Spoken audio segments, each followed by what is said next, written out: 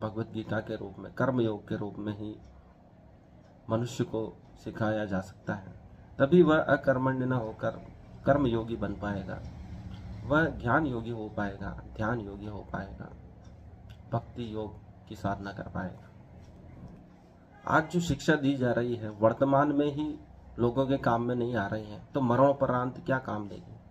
हमें पुनः विचार करना होगा। जो ज्ञान हमारे ऋषियों ने दिया वह मृत्यु पर्यंत उसके बाद भी काम देता था, और आज हमारी शिक्षा रोजगार तक नहीं दिला पा रही है। तो हमें क्या सोचना है, किस दिशा में कार्य करना है, उसकी रूपरेखा क्या होनी चाहिए, उसके लिए सभी शिक्षकों को, सभी आदरणीय लोगों को मंथन करना होगा। क्योंकि जिस गति से चीन, अमेरिका, जर्मनी, जापान, रूस कार्य कर रहे हैं, हमें तो उसकी भनक भी नहीं है कि वह भविष्य में क्या कर देंगे।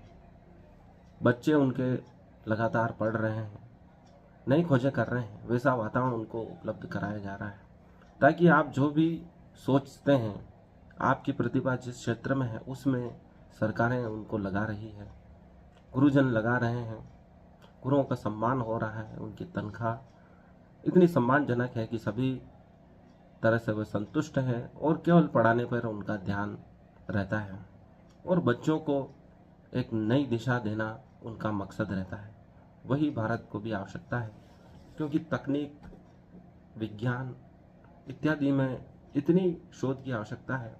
ऐसा वातावरण बनाने की आवश्यकता है कि हमारे लोग, हमारे बच्चे प्रयोगशाला में कार्य कर सकें, टेस्ट ट्यूब में परीक्षण कर सकें, नई खोजों को उपकरणों में डाल सकें, सूत्रों में डाल सकें।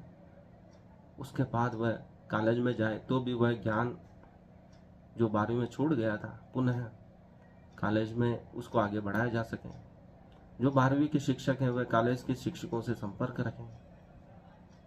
यह संपर्क टूटा हुआ है, कोई किसी को नहीं जानता है। शिक्षक छात्रों को पढ़ाने के बाद यदि मार्केट में कहीं मिलते हैं तो वह पहचानते तक नहीं है। हाँ, लगता है कि कहीं देखा हुआ है। ऐसा नहीं होना चाहिए। एक सतत समन्वय होना चाहिए।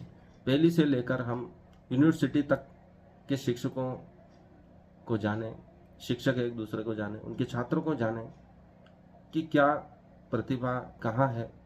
उनको ढूंढकर शिक्षक एक उच्च कोटि का विद्वान, वैज्ञानिक, इंजीनियर बना सकें। प्राचीन काल में शिष्य ही गुरु को नहीं खोजता था, गुरु भी अच्छे शिष्यों को खोजता था। लेकिन आज गुरु शिष्यों को ढूंढता नहीं है, नहीं शिष्य गुरु को ढूंढता है। किसी को किसी की आवश्यकता नहीं है।